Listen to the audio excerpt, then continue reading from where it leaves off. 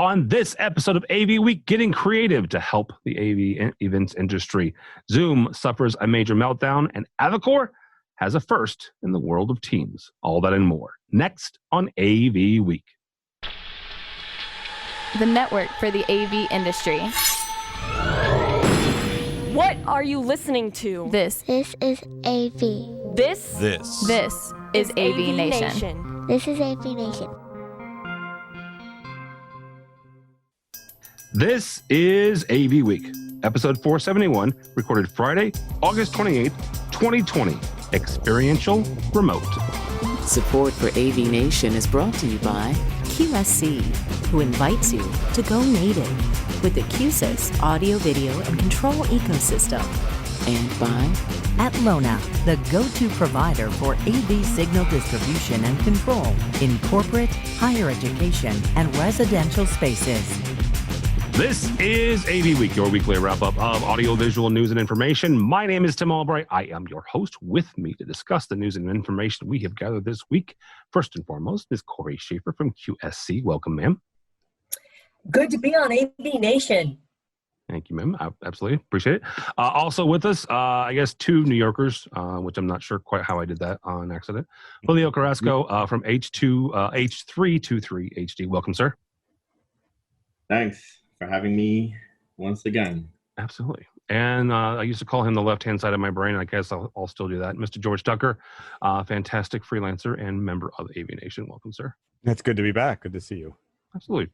So first story actually comes to us from CNN, which is not something we say very often, although you could just Google Zoom had a problem from Monday and find any number of news sources for this.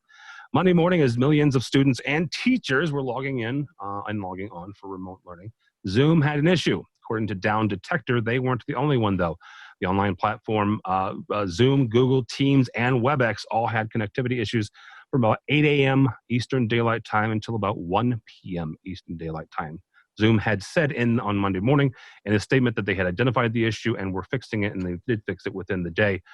This actually brings up the downside of relying on software and the cloud. And we'll start with you, Mr. Tucker, and what happens when we put systems to the test and they fail. So, Mr. Tucker, how do we plan for these outages as they come? And I'm not going to be a doomsayer or an old man and say, get off my lawn, but they will continue to come, especially as we continue to work from home and experience and connect with each other online. Yeah, well, I mean, unless it's mission critical, you can have a backup plan. If you have alternate ways of planning that, saying going to Google, but in this case, it seemed to affect a lot of different services, which means to me that it was a more centralized problem, right? That means that somewhere in Silicon Valley, there was a major hosting place that went boom, right? Something of that nature must have happened, because if it affects cross platforms, then it's not a single provider's problem. And that's the problem with some software. I mean, but it happened in the days when we had T1 lines, when we were using that for video or audio conferencing, and sometimes the switch CO stations would get mussed up, and it happens. This is just a greater magnitude, right? Because we're on the cloud and more people are using it, and there's a more likelihood of it affecting greater numbers of people, and therefore you'll know about it. I mean, in 2010, 2011, when Facebook or someone went down, who knew? The folks that were watching ZDNet or other things like that. Anyone else didn't know what happened, but we were all like, oh my God, it's down. But now we have an order of magnitude that everyone's using it. Again, once you have a platform that everyone's using, its issues are magnified to the nth degree, and it's what you get for free. I know Teams isn't free and WebEx isn't always free. Hang on for a second. Wait. But this is what we used to call the virus of free. There are plans that they can charge you more and have better services on. But when you're using this as a stopgap, cheapest way of getting your conferences done, you're on the backbone and you're at the mercy of their priorities. But hang on. Yes. WebEx costs money. There's not all free. The time. Are we sure about that? Okay. Well, I used not to. I haven't used it in a while. So I haven't either. Maybe they are only money, but yeah. But to George's point, I think that when you're successful and you start using the platform, and things happen with technology. But one thing I noticed is on Monday, most people were just pointing it as a Zoom issue, which I think is good and bad, which means that a lot of people are using Zoom, right? So they're big dog getting called out. But on the other hand, it was happening in other platforms. And I was so, what is so cool about Zoom, to be honest, is so not only are they a platform, but they're really a brand. And so for their CEO to come out and make the statement he did, which was, you know, I'm taking it personally, you know, we're going to do our best to, I mean, he just owned it. I mean, to me, that just said so much about that brand. And again, why people love them. Yeah, you didn't see the CEO of Alphabet coming out and saying, we're sorry, we're having issues with Google Classroom right now. And Right. they did, just for the record, as well as the other platforms. Julio, is this where is there something we can do? I mean, what can we do to kind of put in place backup systems, or how do you design for instances where there are software outages? So before I even go into that, you know, to both their points, you know, another thing that Zoom was on top of was putting out notices. You know, they kept their users abreast of what was going on and how they were handling it. And it was almost like an hourly thing, which is great. Nobody really does that nowadays like they did. As far as redundancy or things like that, you know, I'm a big believer of on-prem solutions. And I know that is going away, but you know, to be realistic, you're going to have more control of software upgrades. If anything does go down, how quickly can somebody respond to it, you know? So, you know, I understand the whole cloud solution, everybody's moving to it, and the more people move to it, the more it's gonna get bottlenecked. But, you know, I'm a big believer of on-prem. All right, Corey, last question here from the manufacturing side. How do we explain to our customers and our users the benefits of software? Absolutely, there are benefits here, but there are also drawbacks, right? And there are drawbacks to using, you know, hardware as a service, AV as a service, you know, software as a service. There are certainly downsides to that, and how do we communicate that to them, but also help them understand the balance that they're playing? I think it just needs to be communicated before, during, you know, and just like they did. You know, I mean, I don't know how else to get around it. And we just have to be open and honest to you know, the best part about Zoom is the ease of use, but with that comes the fact that it's vulnerable, right? So, and people just have to decide for themselves, you know, what's that fine balance. I just think it comes with being open, honest, and constant communication. And Julio, to your point, they did an amazing job at communicating on all different platforms for people to understand that we are aware, we're addressing it, we apologize, and I didn't see anybody else doing that. No. Well, isn't that the first thing we were taught as, I mean, I managed tech support for many years for a manufacturer, and managing expectations is your best friend. Yeah. Leave them hanging. They're going to have all kinds of conspiracy theories, and they're going to figure out, oh, you don't like me, you're doing this on purpose. Somebody's got to take the blame, you know, if there's no communication. But to George's point, I think we can deal with things when they go wrong, as long as people are open, honest, and we've discussed the pros and cons up front. Well, let me throw one last thing out here, and any of you guys can pick this up before we move on to the next one. There is a report, I guess the Lord, a year ago. There's over 250 soft codecs, right? 250 choices people have. Wow. The Down Indicator website highlighted 4 video platforms: Google, WebEx, obviously Zoom, and the only one to step up, to you guys' point, was Zoom, to say, hey, we know we got a problem. The rest of these folks had problems too, because this was not a Zoom problem, quote unquote. This was not a Google problem, quote unquote. There's a backbone issue somewhere. Yeah. There was a cloud service somewhere that was getting hit. So does this help Zoom to be the only one to stand up and say, yeah, we got a problem, we're sorry, instead of the 249 other video platforms that could have stood up and said, yes, we know we have a problem? The cool thing about Zoom is they stand up, they bring the human touch to their platform. I mean, their whole tagline, meet happy. the fact that they do Zoomtopia and bring their users together. I mean, every single thing about that organization is about the human part of the platform, when everybody else is focused on the technical side of the platform. They're focused on that human interaction, and they walk the walk. Zoom is very, very customer friendly, I must say. They also learned the lesson that when there's a problem, the main name that someone sees on a rack or their screen or somewhere is the one that they're going to blame. I worked for a manufacturer. As you know, Corey, often it was not our product's fault, but something down the line, but you took responsibility for helping solve it because they're going to blame it's the whatever's problem, because that's the big logo. It's the name you see on the touch panel, on the rack, or whatever. You know, it's this problem. So, and Zoom lately, I mean, they've had a few issues, right?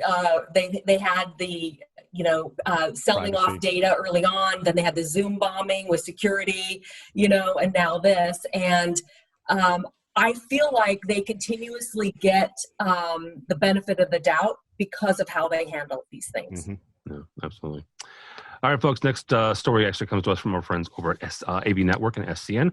Avocor has unveiled the first ever Windows collaboration display, also known as a WCD.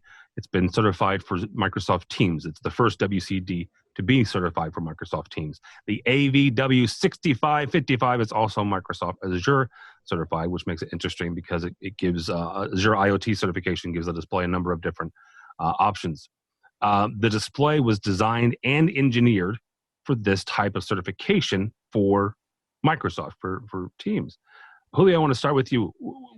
When you're looking at designing a system and you're designing engineering a system, and you're looking at products like this, why do you think a company would go through the process, quite frankly, the trouble of getting a product certified for Teams, for Azure, or for any other specific software platform? It gives the end user more confidence in the product, and it's way easier for Avocor, for example, to sell that product. Where if you're piecemealing a solution together, there's always going to be somewhere along the line a fault, and that's where the finger pointing starts. So, and I know for a very long time, manufacturers always were like, we're a stock one solution. And, that wasn't true because you always had to put in other pieces to make something work. And when Avocor comes out with something like that and getting certified for it, it makes it that much better. And you get that ease of use. Makes sense. Corey, QSC has gone down the road of software and working with a number of technology giants. Where else do we see IoT and software and kind of hardware all kind of coming together like this? Monitoring and management needs, right? So as you read through that, it was a couple of things stood out to me, that they did this in collaboration with Microsoft. There were also an array of built-in IoT sensors so that they could get intelligence on the room usage and other things.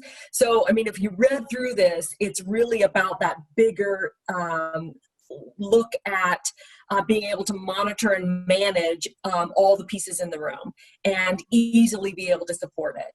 And our company actually is right now going through team certification, and it's great because what they're really looking at is how do we port the platform all across the enterprise. So not just at the desktop and not in the huddle room, but even in those, big rooms like all hands, those training rooms, those divisible rooms, etc. And then looking at all the elements in that, and then not just getting them in, making sure that they can support it without the finger pointing and so on, but it's also that monitoring and managing it long term. Did you just break news? Were you supposed to say that QSC was trying to get team certified? So, well, not trying. We are. Well, you are. You said you're going through the process, so. We are in the process. So, coming soon. All right, I'm just making sure that neither of us gets in trouble. All right, Mr. Tucker, last question here. What are the dangers of trying to get a product or going through the process of getting a product certified on a specific software platform or on a specific technology platform? Well, of course, because that platform might go away, and not that Google or Microsoft has ever done that to a product that's been entrenched. No, it's never happened. Waves. No. Oh, well, Google Waves. Well, Google Waves was the greatest product in the history of the Googles. Saying. It probably was, actually. It was fantastic, but go ahead. Yes. And for those of you under like 30, Google it and go look up the wiki. Yeah. Sorry. It doesn't match the experience, though. It was a lot of fun. It does not. So when I first saw this product, my first thought was, oh, God, another overpriced, overstuffed piece of hardware that most clients aren't going to want 2/3 of. And to Corey and to Julio's point, yeah, when I read through the middle of the paragraphs, the like third or fourth paragraph, that management stuff is fantastic. So for the price that it's being put out at, what it can do and what it can interact with, the risk of certification for at least the end user side and even the installer is minimal, because if that's the platform they're using and this does it all, if it goes away in 5 years, you're not going to care.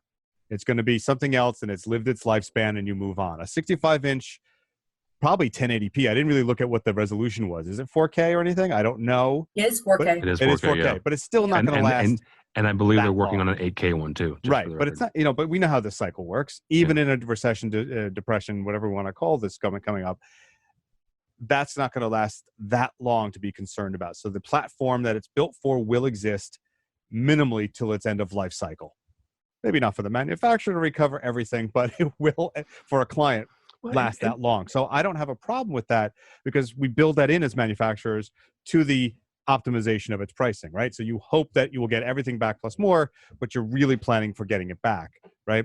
And then hoping that that leads to other products that are bought and loss leaders and whatever else you're going to do, right? I mean, so certification is a good quality. I don't know if it's the one that every client looks for, but it does help you progress through, and I don't think it's a problem for those reasons. Well, and you mentioned, Google doing away with products. Let's not forget Microsoft and the fact that they're still letting Skype kind of just like hang there. And that's what Teams has become. Not Skype, and don't yell at me. It's not what Skype has become, but that's what they've replaced Skype with, is Teams, because it's more collaborative.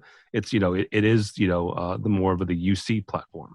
Well, yeah, what I think is really great about this also is the platform companies, whether it be Google, Microsoft, Zoom, whatever, they're validating the value of hardware in the meeting rooms and how to take the platform into these other use cases. I think we're going to see more and more of this. Yeah, I mean, a couple of weeks ago we had a story that our buddies over at Midwich, here in the States it's Starin, but Midwich globally has the new platform for Zoom's hardware as a service, leveraging Polys. So yeah. All right, last story here, and I did this because I wanted to, and I really want to travel. From our buddies at Commercial Integrator and Craig McCormick, who is the I'm not going to say he's the worst sports fan in the world, but he's a Boston fan, so there's that. MGM has a work from Vegas package for those suffering from work from home burnout. Packages include the Bellagio and area resorts. There are 3 packages, and the cheapest is a 5-day stay at $100 per night. You can go work from Vegas for $500 a week. I'm going to leave right now and get on a plane. This is another in the line of creative ways properties and businesses are showing up lost revenue. The packages include food and beverage credits. Again, getting on a Southwest flight at 5 o'clock on Friday. Probably. You could also take a break and go to a show in between conference calls. Corey, I'm going to start with you. Corey's actually technically the closest one to us and could take advantage of this, just for the record. Her and her boyfriend, Tim, could drive over to Vegas and do this. What other ways have we seen, the live events, entertainment industry, staging evolve and get creative during this time to help not only obviously the business, but also their workers who've been impacted? So So first of all, on this one, I thought it was incredibly clever. I don't think I would do it because I don't think I would go to Vegas to work. Vegas is just so fun for other reasons. But to your point, it's getting clever about how to draw in and create business. The other things I've seen, especially, our live sound and events industry has really been hurting. Yeah. But, so companies that have all that rental inventory, they're taking it and they're doing things, first it went from outdoor graduation drive-bys to, how do they do outdoor drive-by wedding receptions, baby showers, and again, they need some AV for that. So people are really getting creative about how they do that, taking the house of worship out to the parking lot and doing services, while people are in their cars. We're seeing the rise of the movie theaters, back and entertainment where you might people stay in their cars or get out on the hood of their cars, et cetera, to just because we're all craving connection and something different beyond the four walls that we're in every single day. So I thought this was really clever, although probably not something that I would do just because I wouldn't work from Vegas. I would totally work from Vegas, just want to say. And actually our buddies here in my backyard, CTI Conference Technologies, actually helped Walmart do some drive-in movie theaters across the Midwest. So that was kind of cool. Julio, what areas can integrators do to help their events brothers and sisters to find work, to find gigs, to do stuff like this? I don't know. It's pretty hard to kind of answer that when it comes to integrating, because it's you got to be on site to do integration, right? So it's kind of hard. I mean, the way to do things nowadays is like right now I'm helping, certain university that's going to go unnamed, commission over 380 rooms remotely, but at some point you still need a body on site. So it's kind of hard to get creative when it comes to try and integrate commission and things like that. Yeah, especially when you need to physically be there. So yeah. But ideas like this kind of help spark, when you read something like this, you start going, okay, super clever. What can we do? And I think that's what this story really did, what Craig did in this story. I was thinking the other day, I have my own little QSC sound system, and mostly it's just, around for when we, had events at our home and parties. But I was thinking, now my fitness center has moved many of their classes outside, but they may not have a sound system. So I just sent them a note and said, just want to borrow what I have, be happy to loan it to you, because otherwise, we're not using it to entertain. So maybe that's something they can use. And then, it exposes them to the system and the idea, and hopefully these ideas snowball one after another. Maybe it carries past COVID. Yeah, that's the hope, right? Is as we all come out of this. Mr. Tucker, you're in a unique position. You've worked for manufacturers, integrators, but you also worked for live staging and events there out of New York and the swamps of Secaucus, as you taught me. What do we see the industry in 2021? I'm not going to ask about 2020. I'm not saying I'm writing it off, but it's not well. It's not. We're not looking good for 2020. But for 2021, what do we see for the staging and events folks? You're going to see more flexibility in combining remote and live. Okay. So you have core people coming in to attend in an open space that's provided for and follows the rules, as well as supplementing that with experiential remote. So things that engage you more than just, say, a webinar or PowerPoints or things like that. There's a number of companies, some of which I've worked for and some of which were competitors for those guys I worked for, all out of Secaucus, that use these XR studios in which you can do, it looks like you're on stage with someone who has 1,000 tiles of video wall behind them, and the interaction comes to you and at you in a way that actually is engaging rather than just a droning on flat thing. So think of an Apple keynote event, but that it's far more interactive than just the stuff you see. So there's lots to it. You can do interactive, not just questioning, but the way that they streamline it, map it, and morph it for 3D, and they can engage the speaker within that context. So it becomes a whole different story. How long that'll engage everyone is from its novelty is to be seen. That could be a yearly thing, like, it engages us for this long. If it lasts more than 2021, It may become old hat, just like color TV is now expected, and it's not considered anything great unless it's 8K, right? I mean, so you've got that factor in it. But you've seen things in England in which they've made pods where people would file into an outdoor arena and have their little pod, a deck, looks like a little mini patio, 4 people. You're 8 to 10 feet apart from the center of someone else's pod, which technically gets you 6 feet away in that way, right? Was that 2 meters, 3 meters or something? That's 15 feet. But anyway, there's those things, but they don't quite work. And I know in Maine and Vermont, they've Actors Equity has approved some live dramas and musicals with limited casts in small venues or venues that have small capacity but large space. They're experimenting with it to see if they can get something to work, because that will be more about the novelty of it, the frequency of events, so 2-3 shows a day rather than 1 or 2, and a longer run, hopefully. And that's the way you're going to do it. You have things like Broadway. We're not going to see anything till at least March, April, if we can see that.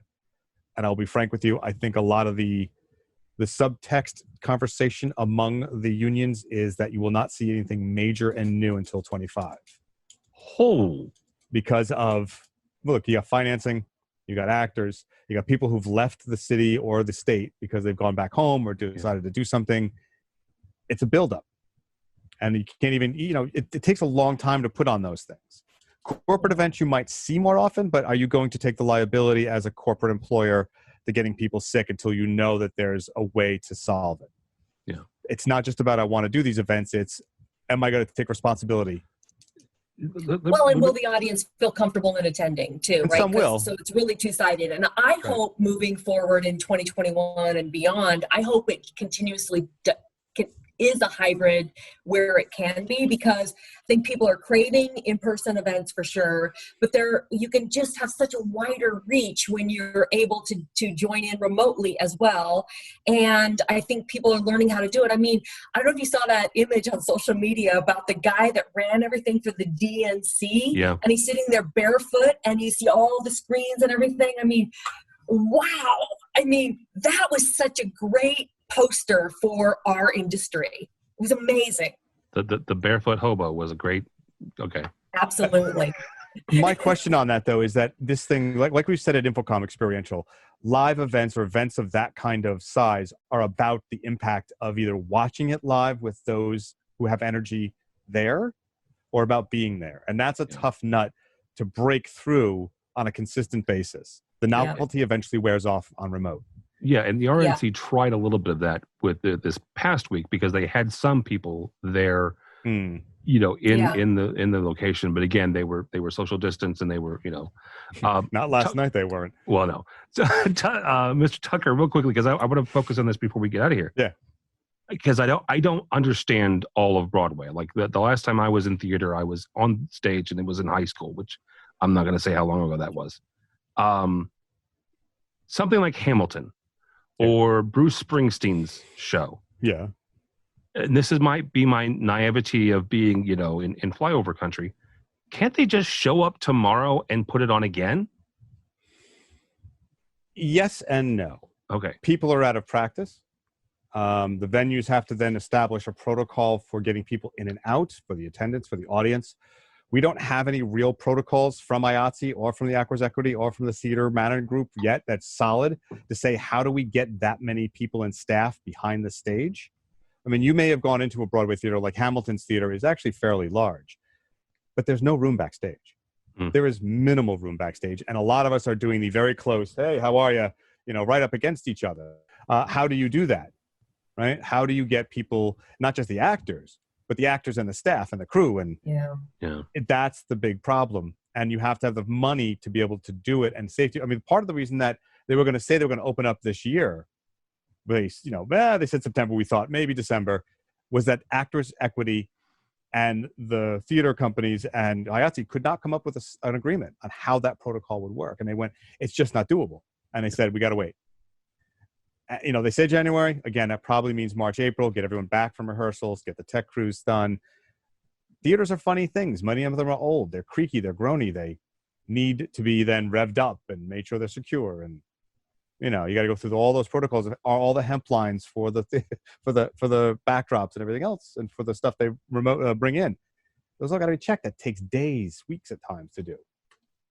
So yeah, it's a little more complicated than just let's put on a show. My dad's got a garage.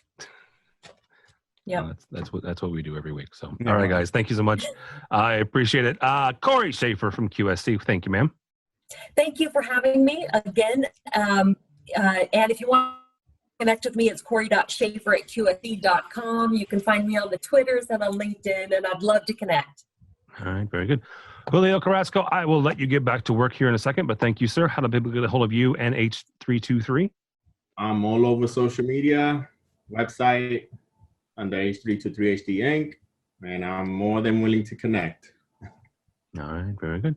And last but not least, Mr. Tucker, thank you, sir. Thank you. You can follow me on Tucker2s on Twitter. That's usually where I am, or on Instagram. And I am writer sometimes for Sound Contractor News. Have one in there this month, as well as rental and staging articles for the lovely AVNation. And if you want to take a listen to my editing handiwork, go Bronx Podcast. The new one from the Bronx Tourism Board is just out this month. Yeah, very cool. All right. For Tim Albright, don't follow me on the Twitters, but go by the website if you would, please. AVNation.tv. That's AVNation.tv. You'll find this program and a host of others, including a brand spanking new one. I want to point you guys to our buddy Joe Whitaker, who is an integrator here in St. Louis. He started a number of months ago grabbing manufacturers for a conversation, a Facebook Live conversation every Thursday. And what it is he's talking with them about the technologies and the things that make our homes kind of neat and unique and different than technology that runs them. But he asks the questions and drives the conversation based on the consumer, the homeowner, not you and me and technology geeks, but folks who actually consume this stuff, and breaks it down to a more understandable level. Well, we've taken that and us together with Joe, and we're producing a podcast out of it. So our fabulous producer, Mr. Mitchell, is taking that and pushing that up. So you can watch Joe live at 6:30 Eastern on Thursdays if you want, but you can also subscribe to that podcast as well. So also while you're at AVNation, check out our underwriter section. These are the folks who help us financially, help us bring you AVWeek and the Thoughtful Home and all that. And QSC is one of those, and we thank them for their continued support. I also have a brand new webinar coming out on September 10th. We'll be talking with the folks at Savvy3 and LG about how they're helping integrators streamline their control process and delivering an exceptional experience. So you can check that out too. All that and more at avnation.tv. That's avnation.tv. Thanks so much for listening. Thank you so much for watching. And that's all the time we have for AV Week.